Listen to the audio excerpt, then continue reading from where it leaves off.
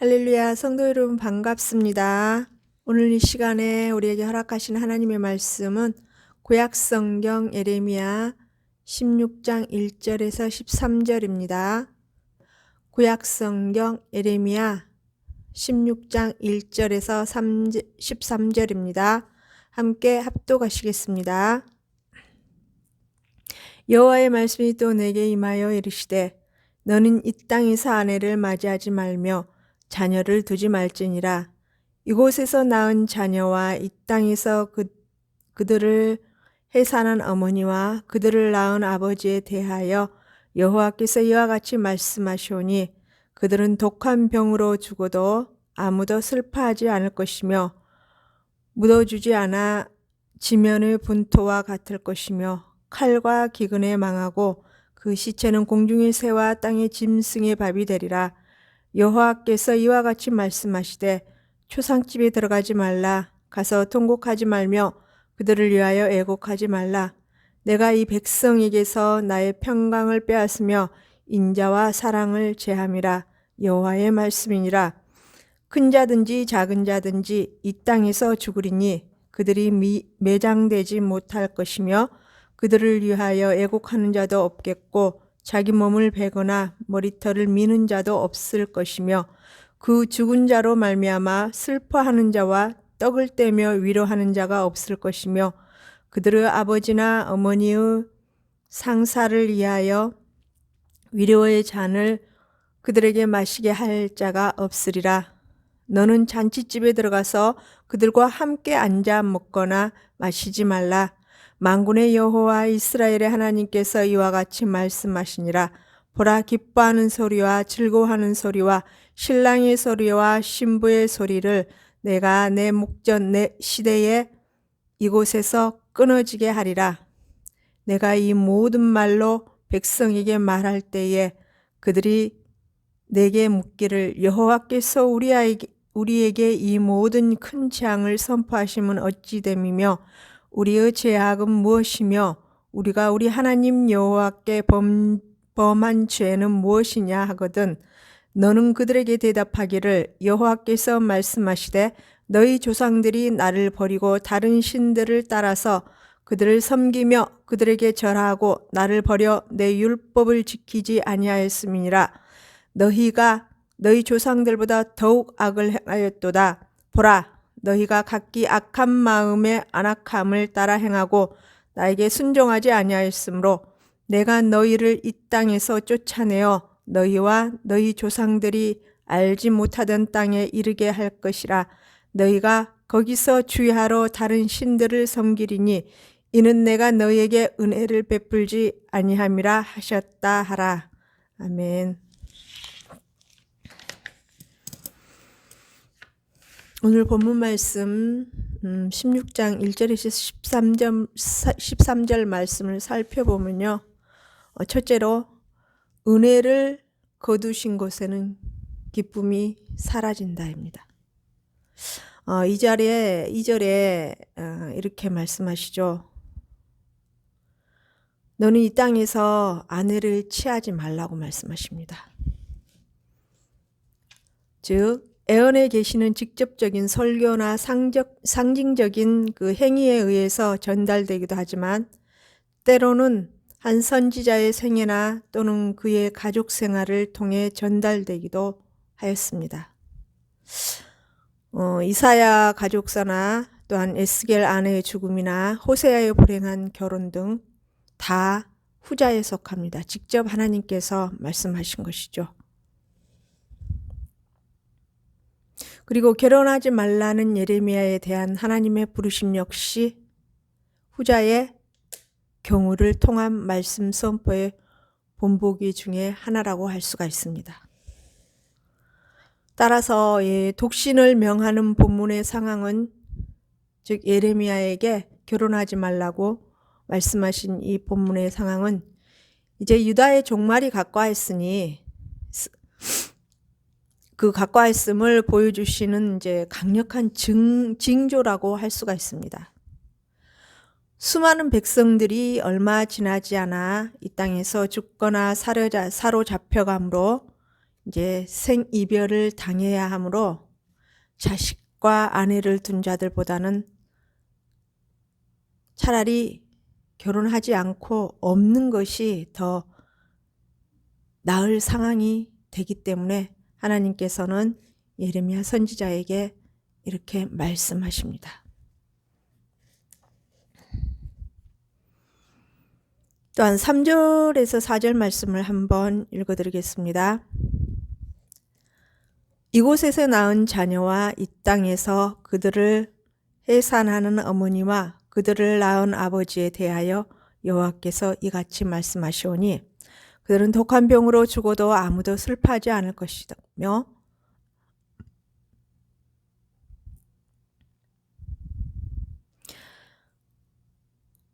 온 지면의 분토와 이제 같을 것이며 칼과 기근에 망하고 그 시체는 공중의 새와 땅의 짐승의 밥이 될 것이라고 이렇게 말씀하십니다.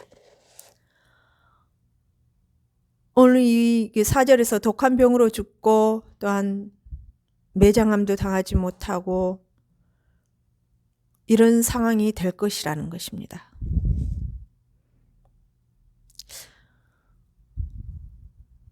이제 이 질병의 죽음이라는 것이 반영되면서요, 이게 죽음에 이르게 될 정도로 이제는 치명적인 전염병의 그 질병들이 올 것이라는 것입니다. 또한 그로 인해서 죽은 시체들을 숫자가 하도 많으니까 그들을 위해서 일일이 애곡하거나 또 그 죽은 자들을 일일이 매장해 줄 겨를조차 없을 것을 우리 예고하고 예언하고 선포하게 하시는 것입니다.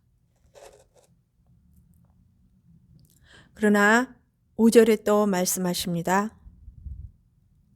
또한 5절을 이렇게 기록해 두셨죠. 초상집에 들어가지 말라. 가서 통곡하지 말며 그들을 위하여 애곡하지 말라. 내가 이 백성에게서 나의 평강을 빼앗으며 인자와 사랑을 제해버리셨다고 말씀하십니다. 이제는 온 백성에게 미치는 이 재앙이 너무나 엄청나기 때문에 한 개인의 죽음이란 미처 생각조차 할 대상이 되지 못한다라는 것입니다. 즉, 이 본절의 핵심적인 것은 이 민족적으로 대참사가 일어날 것이 이제 그 상황들이 임박해 있는 상황에서 친지와 사별하고 또한 애도하고 돌아볼 수 있는 그 죽은 사람들에 의해서 주위의 사람들이 죽고 친척들이 죽고 그러한 소식들을 들어도 그들과의 그 이별을 이제 애도하고 막 슬퍼하고 그럴 상황도 되지를 못한다라는 것입니다. 그것은 하나님께서 이 백성에게 이제 그 평강과 그 백성에게 주셨던 그 인자함과 사랑 자체를 이제 제해버리셨기 때문에 하나님의 그 은혜를 모두 거두어 버리셨기 때문에 이런 상황이 올 수밖에 없다라는 것입니다.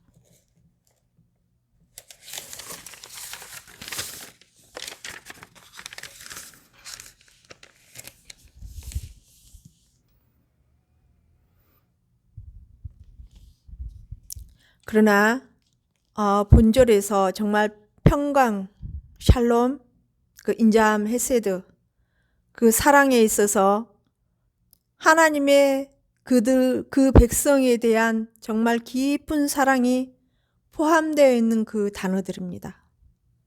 그러나 이제 이것들이 전부 몰수히 걷어줄 것이라는 것입니다.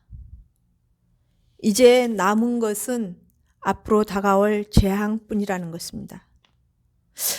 이러한 저주와 최종적인 재앙은 모두 하나님과의 관계에 있었던 그 주정 관계에 있어서 그 언약 파기로 이루어진, 즉 불순종과 하나님을 배교한 결과라고 할 수 있습니다. 이러한 상태에서 6절에서 7절에는요.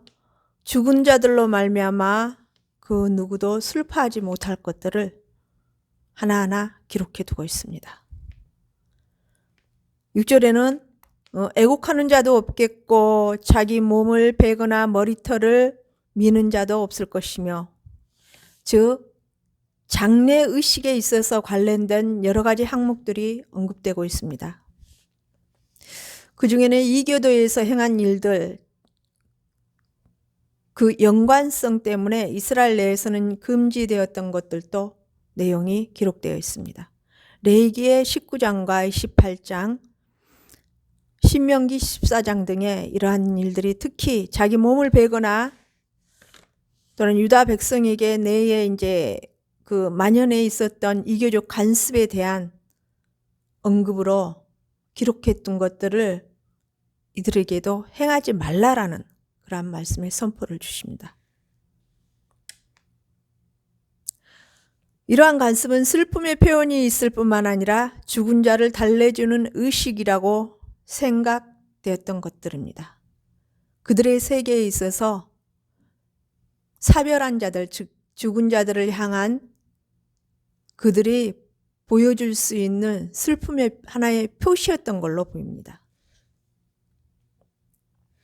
또한 7절에 언급된 떡을 떼고 위로의 잔을 마시운다는 행위에 대해서는 죽은 자의 집에서 이제 음식을 만들고 또 이제 오는 손님들을 대접하기 위해서 이러한 것들, 음식 대접을 하고 그러한 모든 것들이 부정하게 여겨졌으므로 초상집에 모인 이제 고인의 친척들을 위해서 이웃 사람들이 음식을 장만했던 것들을 이제 가리키는 것이죠.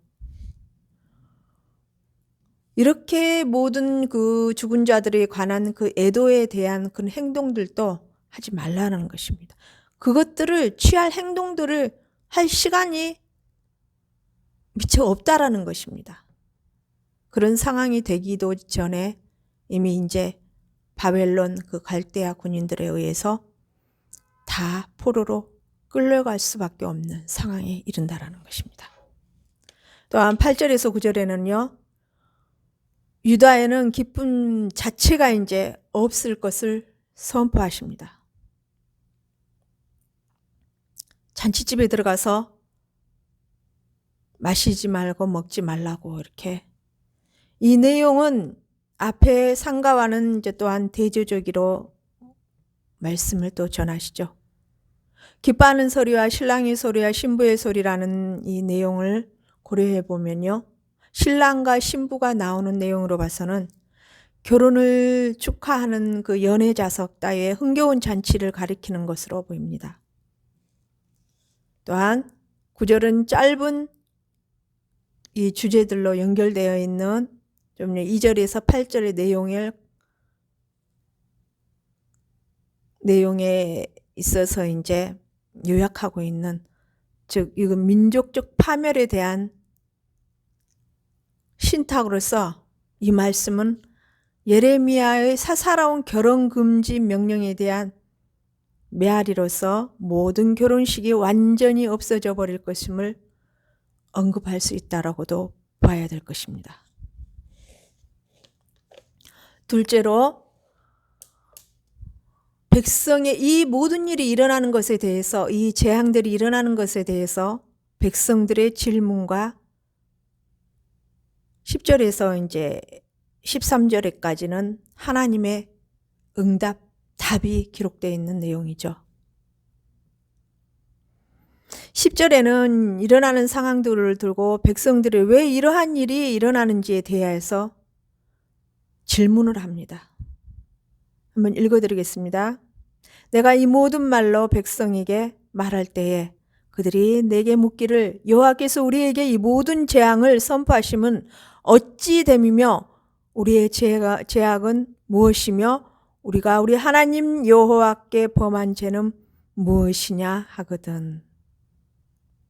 즉, 이 백성들은 오히려 자기들이 하나님께 전혀 악한 행동을 아무것도 죄가 지은 적이 없는데 왜 이처럼 자기들이 그토록 하나님의 심한 분노로 하나님께서 자기들을 벌하느냐고 오히려 하나님께 대드는 질문을 하고 있죠. 하나님께서는 그들이 이미 교정의 차원을 넘어서 그들이 무슨 말을 할지 이미 알려주셨습니다. 그들의 입을 아예 막아버리시기 위해서 예레미야에게 말씀을 선포하도록 하시죠. 11에서 13절에 이렇게 대답하시죠. 한번 읽어드리겠습니다. 너희 조상들이 나를 버리고 다른 신들을 따라서 그들을 섬기며 그들에게 절하고 나를 버린 내 율법을 지키지 아니하였음이라. 너희가 너희 조상들보다 더욱 악을 행하였도다. 보라, 너희가 각기 악한 마음으로 완악함을 따라 행하고 나에게 순종하지 아니하였으므로 내가 너희를 이 땅에서 쫓아내어 너희와 너희 조상들이 알지 못하던 땅에 이르게 할 것이라. 너희가 거기서 주야로 다른 신들을 섬기리니 이는 내가 너희에게 은혜를 베풀지 아니함이라 하셨다 하라. 이 두려운 말씀을 선포하게 하십니다. 11절에 하나님께서는 이미 출애굽 당시부터 조상들의 제약을 그들의 후손에게 내리실 것을 선언하신 바 있습니다. 출애굽기 20장 5절과 34장 7절 또한 신명기 5장 9절에 그러나 그들이 선하고 바르게 살았는데도 불구하고 단지 조상들의 제약으로 인해서 심판을 받는 것은 아니라는 것입니다. 우리는 여기서 조상들에게서 나쁜 본을 보았기 때문에 자신들의 죄가 죄인지를 깨닫지 못하고 말하는 자들의 쓸데없는 핑계를 볼 수가 있습니다. 즉 이미 조상들의 죄를 기록해 놓은 그 말씀들, 그 율법들을 보고 오히려 자신들은 이렇게 살지 말아야 되겠다라는 그 교훈을 삼아서 하나님 앞에 더 가까이 가고 하나님을 더 깊이 섬기며 하나님의 마음에 더 가까이 갈 수 있는 지혜로운 자리에 서 있는 것이 아니라 오히려 이들은 너희 열조보다 더욱 악행을 행하였다고 12절에 이렇게 말씀을 기록해 두고 있습니다.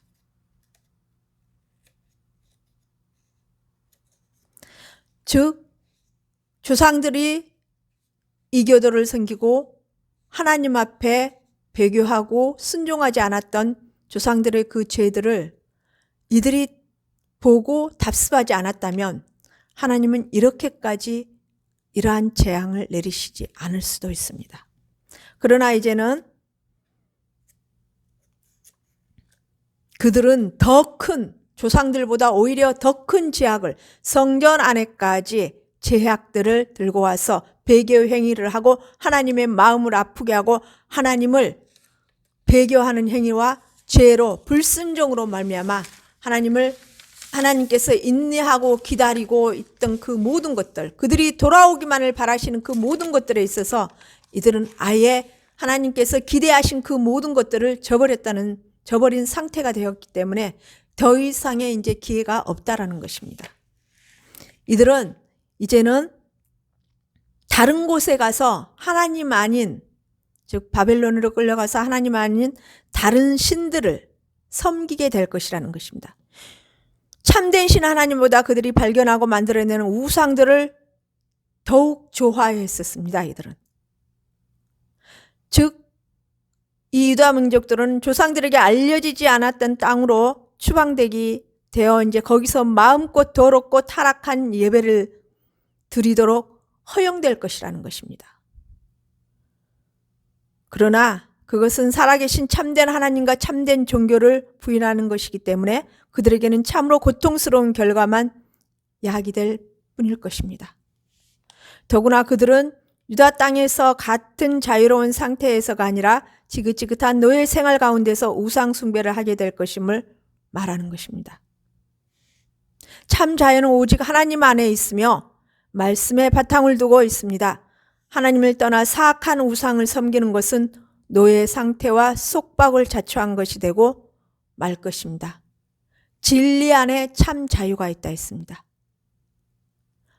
이 참 자유를 떠나서 하나님의 은혜를 떠나서 이제는 이들은 70년이라는 긴 훈련의 여정의 길을 다시 들어가게 될 것입니다. 하나님은 이 일을 계획하고 이 일을 실행하시기까지 너무나 아파하시고 힘들어하셨습니다. 또한 예레미야 선지자는 하나님의 그 마음을 알기 때문에 하나님께서 선포하시라는 대로 선포했고, 또한 14절에 15절에 5장의 그 말씀들을 살펴보면 그 선지자로서 행해야 했던, 하나님 뜻대로 나가야 했던 그 일들이 주위 사람들 하나님을 알지 못하고 영의 눈이 어두워서 죄의 길로 치닫고 있는 자들이 오히려 선지자를 아프게 하고 하나님을 배교하는 행위를 하면서 하나님의 사람을 너무나 괴롭히고 힘들게 하기 때문에 그 속에서 통분하며 애통하는 모습도 우리는 말씀을 통해서 보았습니다. 결론적으로 하나님의 은혜 안에 있을 때 참 평안과 자유가 있음을 우리는 분명히 알아야 합니다. 진리가 너희를 자유케 하리니 하셨습니다. 사단은 조이고 억압하고 자유를 앗아갑니다. 그리고 결국 지옥으로 끌고 갑니다. 우리 신앙의 길이 어떤 위치에 있는지 한번 돌아보시고 살펴보시기 바랍니다. 내 자신은 지금 현재 위치에서 하나님께서 보시고 어떻게 생각하시고 인정하고 계시는지, 내가 나를 인정하는 것이 아니라 하나님께서 보시기에 이 신앙의 자세와 신앙의 모습이 하나님께서 인정하는 모습으로 길로 나갈 수 있는 참 지혜로운 성도교회 성도 여러분과 제 자신이 되기를 소망합니다. 기도 올려드리겠습니다. 살아계신 하나님 아버지, 은혜와 긍휼의 하나님 아버지, 감사합니다. 부족한 저희들을 말씀을 통해서 깨닫게 하시려고 지금 이곳에서 또한 예레미야 선지자를 통해서 선포하셨던 그 말씀들, 이 말씀을 통해서 지금 현재 우리의 모습은 어떤 모습인지 하나님이 보시기에, 내가 보고 사람들이 보기에 침창하는 것이 아니라 사람들을 의지하고 나가면서 사람들에게 인정받는 것이 아니라 정말 하나님께서 보시기에 그 신앙의 자리가 어떤 모습인지, 하나님께서 원하시는 그 신앙의 목표가 어떤 것인지 우리는 분명히 알고 분명히 깨닫고, 지금 세상 속에서 이 전염병인 난무하며 하나님의 뜻을 향하지 못하고 있는 상황 속에서 아버지 마음의 아픔을 표출하고 있는 이 세상 속에서 나의 신앙의 자리는 어디가 있는지 분명히 돌아보고 말씀을 통해서 살펴보면서 기도와 하나님의 뜻을 알아갈 수 있는 참 지혜로운 저희 성도교회와 성도교회 성도 여러분과 제 자신이 되면서 하나님의 은혜 가운데 늘 머물 수 있는 지혜로운 삶을 살아갈 수 있도록, 참 신앙을 소유해야 해서 분명히 천국을 거머쥘 수 있는 지혜로운 신앙인으로서 칭찬받는 자들이 될 수 있도록 하나님 인도하시고 이끌어주시고 붙들어 보호하여 주시옵소서. 거룩하신 주 예수 그리스도 이름 받들며 감사하며 기도 올리옵나이다. 아멘.